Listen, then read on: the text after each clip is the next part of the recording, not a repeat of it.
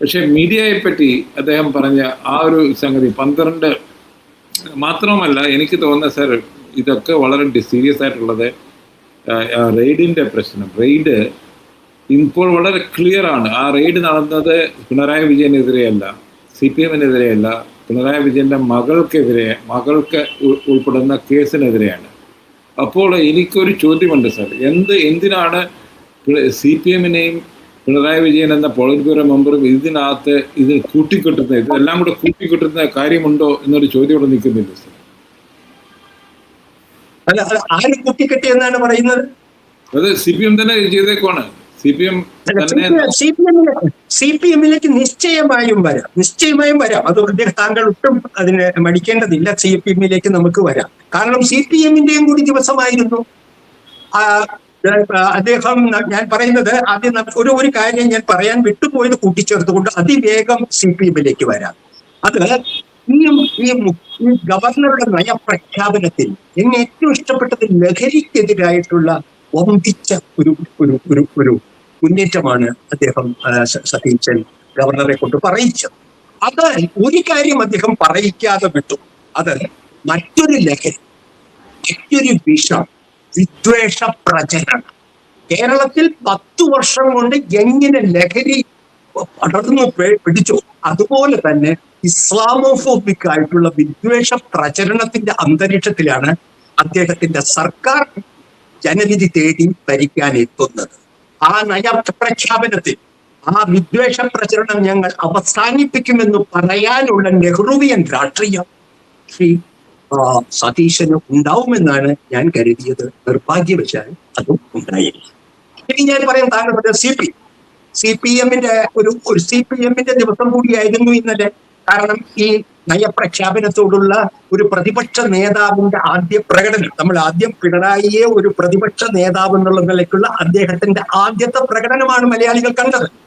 അതിൽ അദ്ദേഹം വളരെ നന്നായി ആ പരീക്ഷണം വിജയിച്ചു എന്നാണ് അദ്ദേഹത്തെ നീണ്ടകാലം അടുത്തറിയുന്നത് എനിക്ക് മനസ്സിലായി. ഞാൻ പ്രതീക്ഷിച്ചതിലും സമർത്ഥമായി, സമചിത്തതയോടുകൂടി, എന്നാൽ യാഥാർത്ഥ്യ ബോധത്തോടുകൂടി, പ്രതിപക്ഷ ബഹുമാനത്തോടു കൂടിയാണ് ആ ചെറിയ അദ്ദേഹത്തിന് ആഴത്തിൽ പോയില്ല.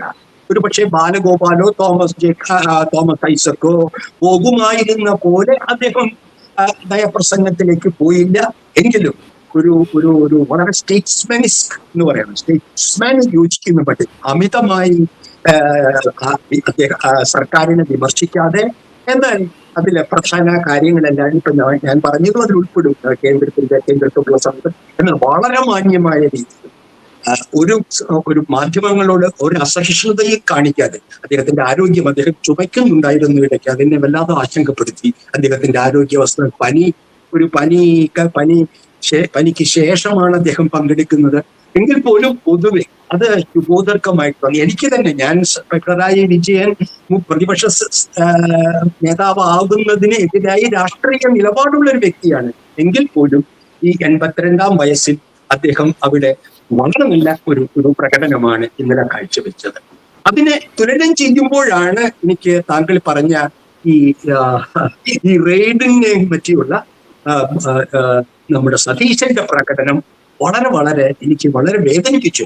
അസത്തിൽ അദ്ദേഹം 2 ദിവസം ഡൽഹിയിൽ ഇത്ര പ്രധാനപ്പെട്ട പൊതു താല്പര്യമുള്ള, വാർത്താ പ്രാധാന്യമുള്ള അദ്ദേഹത്തിന്റെ സംസ്ഥാനത്തിന്റെ തലസ്ഥാനത്ത് നടക്കുന്ന ഒരു കേന്ദ്ര ഏജൻസിയുടെ ഇടപെടൽ പ്രതിപക്ഷ നേതാവിന്റെ വീട്ടിൽ നടന്നിട്ടും 2 ദിവസം അദ്ദേഹം എന്തായിരുന്നു തലസ്ഥാനത്ത്, ഇന്ത്യൻ തലസ്ഥാനത്ത് ഒരുതരം കുട്ടിക്കളിയോ കുരങ്ങുകളിയോ ഈ 12 തവണ മാധ്യമങ്ങൾ വരുമ്പോഴും അതിനോട് ഒരു ബഹുമാനവുമില്ലാതെ അത് തുടർന്ന് അതേ കാര്യം അദ്ദേഹം തിരുവനന്തപുരത്ത് ആവർത്തിക്കുകയാണ്.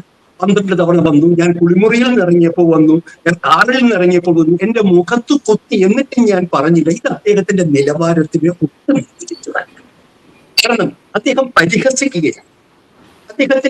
അദ്ദേഹത്തിന്റെ ഭാഷയിലും അദ്ദേഹത്തിന്റെ വാക്കുകളിലും കാണുന്നത് മാധ്യമങ്ങളോടുള്ള നമുക്ക് സുപരിചിതമായ പിണറായിയുടെ അല്ലെങ്കിൽ ചില CPM നേതാക്കളുടെ മാധ്യമങ്ങളോടുള്ള പുച്ഛമാണ് അതിന്റെ മൊത്തം ടോണിൽ ഉണ്ടായത്. അദ്ദേഹം ചിരിച്ചിരിക്കും. അതെങ്ങനെ പറയാൻ പറ്റും സർ? അദ്ദേഹത്തിന് വളരെ കൃത്യമായി അറിയാമെന്ന് എനിക്ക് തോന്നും. പ്രത്യേകിച്ച് ശ്രീ അമിത്ഷായെ കണ്ടതിന് ശേഷം, ഹോം മിനിസ്റ്റർ അമിത്ഷായെ കണ്ടതിന് ശേഷം, റെയ്ഡ് ആർക്കെതിരെയാണ്, എന്താണ് നടക്കുന്നത് എന്നുള്ള വിവരം തീർച്ചയായും ഹോം മിനിസ്റ്റർ അദ്ദേഹത്തിന് കൊടുത്തു കാണും. അതായത് റെയ്ഡ് നടക്കുന്നത് ശ്രീ പിണറായി വിജയനെതിരെയല്ല, അദ്ദേഹത്തിൻ്റെ മകൾക്കെതിരെയാണ്. അദ്ദേഹത്തിൻ്റെ മകൾ അദ്ദേഹത്തിൻ്റെ കൂടെ താമസിക്കുന്നുണ്ട്, ഞങ്ങൾക്ക് അവിടെ പോകേണ്ടി വരും. അതിൻ്റെ മകളുടെ എല്ലാ കാര്യങ്ങളിലും ശ്രീ പിണറായി വിജയൻ പ്രൊട്ടക്ട് ചെയ്യുന്നതുകൊണ്ട് അദ്ദേഹത്തിൻ്റെ വീടുകളിലൊക്കെ കയറേണ്ടി വരും എന്ന് അദ്ദേഹത്തോട് വളരെ കൃത്യമായി പറഞ്ഞു കാണുമെന്നാണ് എൻ്റെ ഒരു ഇങ്ങനെയുള്ളതൊക്കെ ഇൻട്രാക്ഷനിൽ അവരങ്ങനെ ബ്രീഫ് ചെയ്യാറുണ്ട്. അല്ലെങ്കിൽ അവിടെ കൂടെ നിൽക്കുന്നവർ പറയാറുണ്ട്, ഇതാണ് ഇതിൻ്റെ ഡീറ്റെയിൽസ് എന്ന് പറയാറുണ്ട്. അപ്പോൾ പിണറായി വിജയൻ്റെ മകൾക്കെതിരെയുള്ള ഒരു കേസ് CPM-ന് വളരെ ഇമ്പോർട്ടൻ്റ് ആയിരിക്കും. പക്ഷെ കോൺഗ്രസിനെ സംബന്ധിച്ചോളം അവരുടെ പ്രധാന എതിരാളി പിണറായി വിജയനല്ലേ, ശ്രീ വീണ തൈക്കണ്ടി അല്ലല്ലോ. അവർ ഉൾപ്പെടുന്ന ഒരു കേസ്, അതിൻ്റെ ഡീറ്റെയിൽസ് അറിഞ്ഞ ശേഷം ഒരു മുഖ്യമന്ത്രി വീണ തൈക്കണ്ടിയെ സീറ്റ് എടുക്കണമെന്ന് പറയുന്നത് അത് ഇച്ചിരി എനിക്ക് തോന്നുന്നില്ല. അത് അദ്ദേഹത്തിൻ്റെ അദ്ദേഹം പറഞ്ഞിട്ടുണ്ട്, അദ്ദേഹം തീരുമാനിക്കും എപ്പോഴാണ് അതിനെപ്പറ്റി പറയേണ്ടതെന്നുള്ളത്. അത് അദ്ദേഹത്തിന് പറയേണ്ടി വന്നു. വൈകുന്നേരം ആയപ്പോഴത്തേക്ക് ആക്രമണം നടന്നു. അതുകൊണ്ട് അദ്ദേഹത്തിന് പിറ്റേ ദിവസം പറയേണ്ടി വന്നു. ഇല്ലെങ്കിൽ എനിക്ക് തോന്നുന്നത് അദ്ദേഹം പറയേണ്ട യാതൊരു കാര്യമില്ല. കാര്യം വെച്ചാൽ പിണറായി വിജയൻ എതിരെയല്ലെന്ന് അദ്ദേഹം തന്നെ പറയുന്നുണ്ട്. പിണറായി വിജയന്റെ വീട്ടിൽ ഒരു മകള് അല്ലെങ്കിൽ ബിനീഷ് കൊടിയേരി അറസ്റ്റ് ചെയ്തപ്പോൾ എനിക്ക് തോന്നുന്നത് പിണറായി വിജയൻ എന്തെങ്കിലും പറഞ്ഞു? ഇല്ലല്ലോ സർ. അത് അദ്ദേഹത്തിന്റെ വീട് പാർട്ടി സെക്രട്ടറിയുടെ മകന്റെ കാര്യമാണെന്ന് പറഞ്ഞ് ഒഴിവായില്ലേ സർ എന്ന് പറഞ്ഞ പോലാണ്. എനിക്ക് തോന്നുന്നത് ഈ കാര്യത്തിൽ പിണറായി ഈ പൊളിറ്റിക്കലി പിണറായി വിജയൻ അല്ലെങ്കിൽ CPM-നും ശ്രീ പിണറായി വിജയനും ആ കേസ് പാർട്ടിയുമായി കൂട്ടിക്കെട്ടാൻ അവർക്ക് താല്പര്യമുണ്ട്. പക്ഷെ സർക്കാരിനെ സംബന്ധിച്ചോളം എനിക്ക് തോന്നുന്നില്ല ആ താല്പര്യത്തെ എൻകറേജ് ചെയ്യണമെന്ന് തോന്നുന്നില്ല. അത് ഒരു ലോ ആൻഡ് ഓർഡർ പ്രശ്നമാകുമ്പോഴാണ് അവർക്ക് ഇടപെടേണ്ടി വരുന്നത് എന്നാണ് എനിക്ക് തോന്നുന്നത്. മാത്രമല്ല, ഇതിന്റെ ബാക്ക്ഗ്രൗണ്ട് അറിയാവുന്ന ആൾക്കാർക്കൊക്കെ അറിയാം, ശ്രീ ഹോം മിനിസ്റ്റർ ഇങ്ങനെയൊക്കെയുള്ള രീതിയിൽ ഇങ്ങനെയൊക്കെയുള്ള സന്ദർഭങ്ങളിൽ വളരെ പരുക്കൻ സ്വഭാവമുള്ള ആളാണ്. അതെന്തോ എനിക്ക് തോന്നുന്നത് ശ്രീ സതീഷിന്റെ മുഖം പിന്നെ കണ്ടപ്പോൾ, ഉച്ചയ്ക്ക് കാണുമ്പോൾ കുറച്ച് ഇതിനെപ്പറ്റി പറയുമ്പോൾ അദ്ദേഹം വളരെ ഇറിറ്റേറ്റഡ് ആകുന്നുണ്ടായിരുന്നു. എന്തോ നടന്നിട്ടുണ്ട് അവർ തമ്മിൽ. അദ്ദേഹത്തിന് വിചാരിക്കാത്ത രീതിയിലുള്ള ചില പെരുമാറ്റങ്ങൾ ഉണ്ടായി കാണാൻ സാധ്യതയുണ്ട് അവിടെ. അതുകൊണ്ടാണ് അദ്ദേഹം എനിക്ക് തോന്നി ഇതൊന്ന് ഒളിച്ചോടുന്നത്. അത് ഞാൻ വളരെ കൃത്യമായി പറയാം. അത് BJP ഈ സർക്കാരിൻ്റെ ചില ആൾക്കാർ എങ്ങനെ ഈ CM-നോ അല്ലെങ്കിൽ സ്റ്റേറ്റ് ഗവൺമെൻറ്റ്സുമായിട്ട് അല്ലെങ്കിൽ സംസ്ഥാന സർക്കാരും അവരുടെ മേധാവികളുമായി പെരുമാറുന്നു എന്നുള്ള എങ്ങനെ അവരെ ഹാൻഡിൽ ചെയ്യുന്നു എന്നുള്ള ഒരു ഡീറ്റെയിൽസ് ആൾക്കാർക്ക് ഇല്ലാത്തതുകൊണ്ടാണ് അത് വളരെ നമുക്കത് നോർമലായിട്ട് തോന്നുന്നത്. ഇവിടെ ഞാൻ പലപ്പോഴും കേൾക്കാറുണ്ട് പല ചീഫ് മിനിസ്റ്റേഴ്സിനും പ്രത്യേകിച്ച് BJP ചീഫ് മിനിസ്റ്റേഴ്സൊക്കെ ഫോണിൽ കൂടെ നേരിട്ട് കാണുന്ന പ്രശ്നമില്ല. അവരാരെങ്കിലും വന്ന് CM-നെയോ അല്ലെങ്കിൽ HM-നെ കാണുന്നതായിട്ട് നമ്മൾ കേൾക്കുന്നുണ്ട്? ഇല്ലല്ലോ. അവർക്കൊക്കെ ഫോണിൽ കൂടെ ഇൻസ്ട്രക്ഷൻ പോവുകയാണ്, അല്ലെങ്കിൽ അവിടെ ചെല്ലുമ്പോൾ അവരെ കണ്ട് അവരെ ഉപദേശിക്കുകയാണ് ചെയ്യുന്നത്. ഇങ്ങനെയുള്ളൊരു സിറ്റുവേഷനാണ് ഡൽഹിയിൽ നടക്കുന്നത്. അപ്പോൾ അതിനെ താങ്കൾ പറയുന്നത് സാധാരണവൽക്കരിച്ചിട്ട് എന്തുകൊണ്ട് പറഞ്ഞില്ല എന്ന് പറയുമ്പോൾ എനിക്ക് തോന്നുന്നില്ല ഒരു പുതിയ CM-ന് അത് പറയേണ്ട ആവശ്യമില്ല, അതിനകത്ത് ഇടപെടേണ്ട ആവശ്യമില്ലെന്നാണ് എനിക്ക് തോന്നുന്നത്. അദ്ദേഹത്തിൻ്റെ ആ മീഡിയ പോളിസി എനിക്ക് തോന്നുന്നത് തീർച്ചയായിട്ടും ഒരു നല്ല പൊളിറ്റീഷ്യൻ്റെ റെസ്പോൺസ് ആയിട്ടാണ് എനിക്ക് തോന്നുന്നത്. അദ്ദേഹം ഇന്നലെ പോലും വന്നത് ഇല്ലെങ്കിൽ എനിക്കിത് പറയേണ്ട കാര്യമില്ല എന്ന് പറയുവാണെങ്കിൽ ഞാൻ തീർച്ചയായിട്ടും അദ്ദേഹത്തിൻ്റെ മീഡിയ പോളിസി ശരിയല്ല എന്ന് പറഞ്ഞത്. അവിടെയാണ് സാർ ഇതിൻ്റെ ബാക്ക്ഗ്രൗണ്ട്സ്, അല്ലെങ്കിൽ ആരോ പറഞ്ഞ പോലെ പുതിയ റിയാലിറ്റികൾ മനസ്സിലാകുമ്പോൾ നമുക്ക് അതൊരു വലിയ ഇഷ്യൂ ആയിട്ട് തോന്നുന്നില്ല. എനിക്ക് ഇവിടെ ഇരുന്നോട്ട് തോന്നുന്നില്ല. പറയാമോ? ഞാൻ പറയട്ടെ. ഞാൻ താങ്കൾ പറയുന്നതിനോട് തർക്കിക്കാനല്ല ഇരിക്കുന്നത്. നമ്മൾ രണ്ടുപേരും ഈ വിഷയത്തെ സമീപിക്കുന്നത് രണ്ട് ധ്രുവങ്ങളിൽ നിന്നാണ്. മാധ്യമപ്രവർത്തകരാണെങ്കിലും താങ്കൾക്കും വിവരശേഖരണമാണ് താങ്കളുടെ ഉപജീവനം എന്ന് ഞാൻ വിചാരിക്കുന്നു. എനിക്ക് അറിഞ്ഞൂടെ താങ്കൾ എവിടെയെല്ലാം പ്രവർത്തിച്ചിട്ടുണ്ട്. ചെയിൻ TV-യിൽ താങ്കൾ തീർച്ചയായിട്ടും റിപ്പോർട്ടറായിട്ടാണോ പ്രവർത്തിച്ചിരുന്നതെന്ന് എനിക്ക് അറിഞ്ഞുകൂടാ. എന്നാലും താങ്കൾ റിപ്പോർട്ടറായിട്ട് JTVയുടെ അല്ലെങ്കിൽ പിന്നീട് താങ്കൾ റിപ്പോർട്ടറായി പ്രവർത്തിച്ച മാധ്യമങ്ങൾ ഏതാണെന്ന് എനിക്കറിയില്ല. പക്ഷേ ഒരു പത്രപ്രവർത്തകനെ സംബന്ധിച്ചിടത്തോളം മുഖ്യമന്ത്രിയും ആഭ്യന്തരമന്ത്രിയും തമ്മിൽ നടന്ന സംഭാഷണത്തിലെ സംഘർഷമോ ഒന്നും ഒരു ന്യായമായി വിവരങ്ങൾ ശേഖരിക്കുന്നതിൽ ഉണ്ടാവാൻ പാടില്ല എന്നാണ് ഞാൻ എന്റെ ശിഷ്യന്മാരെ പഠിപ്പിച്ചിട്ടുള്ളത്. നമുക്ക് പ്രധാനം താങ്കൾക്ക് ചെറിയ ജനാധിപത്യ മര്യാദ. 15 മിനിറ്റ് താങ്കൾ പ്രഭാഷണം നടത്തിയപ്പോൾ ഞാൻ മിണ്ടിയില്ല. അപ്പോൾ എനിക്ക് പറയാനുള്ളത് 5 മിനിറ്റെങ്കിലും ക്ഷമയോടെ കേൾക്കുക. എന്നിട്ട് ഇതിനെ ആലോചിച്ചത് ഓർമ്മയിൽ വെച്ച് മറുപടി പറയുക. അതാണ് സംഭാഷണത്തിന്റെ രീതി. 2, അതല്ല, ഒരു മാധ്യമ പ്രവർത്തകൻ ആരായാലും എവിടെയായാലും വിവരം ശേഖരിക്കും. വളരെ വളരെ പ്രധാനപ്പെട്ട വാർത്താ പ്രാധാന്യമുള്ള തലസ്ഥാനത്തെ റെയ്ഡ്, പൊതു താല്പര്യം കാത്തിരിക്കുന്നു മുഖ്യമന്ത്രിയുടെ അഭിപ്രായം കേൾക്കാൻ. അദ്ദേഹം ഡൽഹി തലസ്ഥാനത്തുണ്ട്, അതായത് ഹോം മിനിസ്റ്റർ ഇത് ആവശ്യപ്പെട്ട ഹോം മിനിസ്റ്റർ. അദ്ദേഹം 2 ദിവസം മാധ്യമങ്ങളെ കാണുമ്പോഴെല്ലാം പുച്ഛത്തോടുകൂടി ചിരിച്ചുകൊണ്ട് തട്ടിപ്പോകും. ഇത് നിങ്ങളിൽ ഉള്ള ഒരു മാധ്യമ പ്രവർത്തകനിൽ എന്തെങ്കിലും അംശമുണ്ടെങ്കിൽ ഇത് എതിർക്കുക തന്നെ ചെയ്യും. ഞാൻ പറയുന്നത് അവർ മൈക്കുമായി ചെന്നു. അദ്ദേഹം എന്താണ് വിചാരിച്ചത്? മാധ്യമങ്ങളെ ചിരിച്ചു കാണിച്ചത് കൊണ്ടും തുടർച്ചയായി പിണറായിയുടെ കാര്യം ഓർമ്മിപ്പിച്ചത് കൊണ്ടും മാധ്യമങ്ങളോടുള്ള ജനാധിപത്യപരമായ ബന്ധം സ്ഥാപിക്കാൻ കഴിയുമെന്ന് തുടർച്ചയായി ഞാൻ പിണറായി അല്ല എന്ന് ഓർമ്മിപ്പിക്കേണ്ട കാര്യമില്ല. ഞങ്ങൾക്കറിയാമല്ലോ മാധ്യമ പ്രവർത്തകർക്ക്.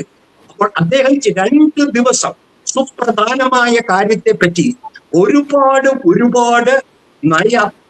മാനങ്ങളുള്ള രാഷ്ട്രീയ മാനങ്ങളുള്ള കാര്യത്തെ പറ്റി നിശബ്ദനായിരിക്കുക മാത്രമല്ല പറയാൻ അനുവദിക്കണം. ഇല്ലെങ്കിൽ ഈ ചർച്ചയിൽ ഞാൻ ഉണ്ടാവില്ല. കാരണം താങ്കളുടെ പ്രസംഗം വായിച്ചു നോക്കിയാണ് ഞാൻ ഇരുന്നിരുന്നത്. അതുകൊണ്ട്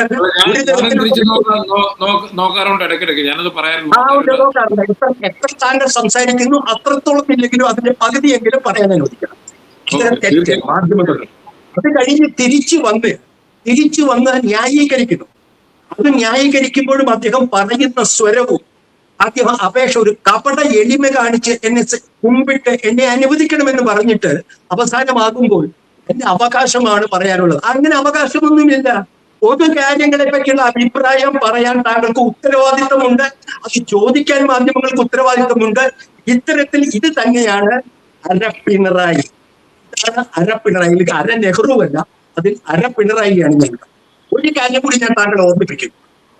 പത്രപ്രവർത്തനം റിപ്പോർട്ടിങ്ങില്ലെങ്കിലും താങ്കൾക്ക് മാധ്യമ പ്രവർത്തനത്തിന്റെ ഒരു ഭാഗിക ചരിത്രമുണ്ട്. അതുകൊണ്ട് ചോദിക്കുകയാണ്, ഈ പറഞ്ഞ 12 തവണ തന്റെ വാതിലിൽ മുട്ടിയ ഈ മാധ്യമ പ്രവർത്തകരോട് എനിക്ക് പഠിക്കാൻ സമയം വേണമെന്ന 2 വാക്ക് പറയുന്നതിന് എന്താണ് മുഖ്യമന്ത്രിയെ തടഞ്ഞത്?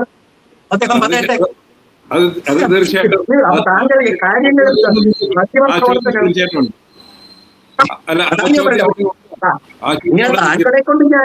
താങ്കളെ കൊണ്ട് ഞാൻ ഇങ്ങനെ പറഞ്ഞിപ്പിക്കേണ്ട ഗതികേട് എനിക്ക് ആവശ്യമില്ല. താങ്കൾ തന്നെ ഇത് മനസ്സിലാക്കുന്നത്. ഇതൊക്കെ നമ്മള് ശ്രീ പിണറായി വിജയൻ ചെയ്തതൊക്കെ നമ്മൾ കണ്ടതാണ് മുഖ്യമന്ത്രി ആയിരിക്കുമ്പോൾ. ഇത് താങ്കളുടെ ഇത് എമോഷണൽ ആകേണ്ട കാര്യം. ഇവിടെ ജീവിക്കുന്ന പ്രധാനമന്ത്രി 12 വർഷമായ ഒരു പ്രസ് കോൺഫറൻസ് നടത്തി 12 വർഷമായി ഒരു ക്യാമറയും അനുഭവിച്ചിട്ടില്ല. അതിന് മുമ്പേ കടക്കു പുറത്തു എന്ന് പറയുന്ന ഒരു മുഖ്യമന്ത്രിയുണ്ട്. അദ്ദേഹം ഒരു 2 ദിവസത്തേക്ക് അദ്ദേഹം മൗനം പാലിച്ചതിൽ ഇത്ര വലിയ ഇഷ്യൂ ഉണ്ടാക്കാം. അത് മാത്രമല്ല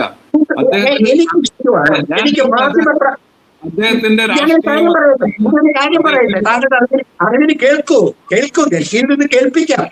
ഇത് ഞാൻ മാധ്യമ ഓൺലൈനിൽ കുറിച്ചപ്പോൾ താങ്കൾ ഈ പറയുന്നു, താങ്കൾ സംരക്ഷണം ഒരുക്കുന്ന ഈ മുഖ്യമന്ത്രിയുടെ ഓഫീസിൽ നിന്ന് എന്നെ വിളിച്ചു. അപ്പൊ അദ്ദേഹത്തിന് കാര്യം പ്രധാനമാണെന്ന് മനസ്സിലായില്ലേ? അപ്പൊ താങ്കൾ എന്റെ ഗൗരവം കുറയ്ക്കാൻ ശ്രമിക്കേണ്ട. അദ്ദേഹത്തിന്റെ പ്രസ് സെക്രട്ടറി നേരിട്ട് വിളിച്ച് അതിനെ തിരുത്താൻ ശ്രമിക്കും എന്റെ അഭിപ്രായം. അപ്പൊ ഞാൻ പറയേണ്ടത് പറഞ്ഞു. മാധ്യമ പ്രവർത്തനം എന്നെ പഠിപ്പിച്ചിട്ടുണ്ട്. തീർച്ചയായിട്ടും ചെയ്യേണ്ടതാണ്. അപ്പൊ ഞാൻ പറഞ്ഞ ഇതോടെ അദ്ദേഹത്തിൻ്റെതായ താങ്കൾ പറഞ്ഞ പോലെ അദ്ദേഹത്തിന്റെ പൊളിറ്റിക്സ് ഉണ്ട്. ഇത് വീണ തൈക്കണ്ടിക്കെതിരെ അദ്ദേഹത്തിന് പോളിറ്റിക്സ് ഇല്ല. എന്ന് താങ്കൾക്ക് പറയാം. എന്റെ അഭിപ്രായം പോളിറ്റിക്സില. അദ്ദേഹത്തിന്റെ രാഷ്ട്രീയത്തിൽ കൂടെയാണ് അദ്ദേഹം മുഖ്യമന്ത്രി ആയത്. താങ്കൾ തന്നെ ഉപയോഗിച്ച വാക്ക് ഒളിച്ചോടൽ. ഞാനല്ല പറഞ്ഞു, ഒളിച്ചോടൽ എന്നുള്ള വാക്ക് താങ്കളല്ലേ ഉപയോഗിച്ചത്. ഒളിച്ചോടി പോയി രണ്ടാമത്തെ ദിവസം വന്ന് ഒന്നും പറഞ്ഞിട്ടില്ലെങ്കിൽ ഞാൻ തീർച്ചയായിട്ടും താങ്കളുടെ കൂടെ തന്നെ ആയിരിക്കും. പക്ഷെ അദ്ദേഹം വന്ന് അദ്ദേഹത്തിന്റെ കാര്യകാരണ സഹിതം അദ്ദേഹം പറഞ്ഞു. അത് ആ കാരണം എന്തുകൊണ്ട് ഡൽഹിയിൽ പറഞ്ഞില്ല എനിക്ക് പഠിക്കാൻ സമയം വേണമെന്ന്? 2 വാക്കല്ലേ വേണ്ടു ചെറിയ. അല്ല, അതാണ് 2 വാക്കല്ലേ 12 തവണ വരുന്ന മനസ്സിലാകാത്തത്. ഡൽഹിയിലെ വ്യവഹാരങ്ങൾ സെൻട്രൽ ഗവൺമെന്റ് ഉള്ളത് വളരെ ഡിഫറെന്റ് ആണ് ഇപ്പോൾ. അവിടെ 2 വാക്ക് പറയാൻ എന്താണ് തടസ്സം? നേരിട്ട് ഉത്തരം പറയൂ. ഒരു മുഖ്യമന്ത്രിക്ക് കേരളത്തിലെ 12 ഞാൻ പറഞ്ഞില്ലേ, മുഖ്യമന്ത്രിയുടെ അപ്പോഴത്തെ മാനസിക സ്ഥിതി അനുസരിച്ചിരിക്കും. അദ്ദേഹത്തിന്റെ മീറ്റിംഗ് വളരെ സ്റ്റോമിയും അല്ലെങ്കിൽ അദ്ദേഹത്തിന് വളരെ ഡിസ്പ്ലഷർ ഉണ്ടാക്കിയ ഒരു മീറ്റിംഗ് ആണെങ്കിൽ അദ്ദേഹത്തിന്റെ മനസൗഖ്യമെന്നും മാധ്യമ പ്രവർത്തകർ എന്തിനാണ് ഇത്ര വെറിയിട്ടാവുന്നത്? നമുക്ക് വാർത്തയല്ലേ പ്രധാനം. അതാണ് അവിടെയാണ് പ്രശ്നം. നമ്മൾക്ക് വേണ്ടത് വാർത്തയും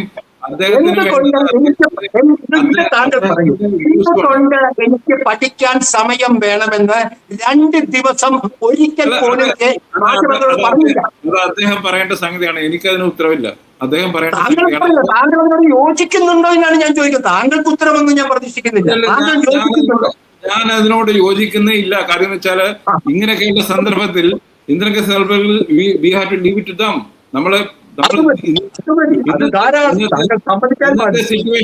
ഇന്നത്തെ സിറ്റുവേഷനില് 12 വർഷമായി മീഡിയ ഒരു പ്രസ് കോൺഫറൻസ് നടത്താത്ത ഒരു പ്രധാനമന്ത്രി. എല്ലാവർക്കും അറിയാം, മോഡി അല്ലല്ലോ സതീശൻ, മോഡി പിണറായി അല്ലല്ലോ സതീശൻ.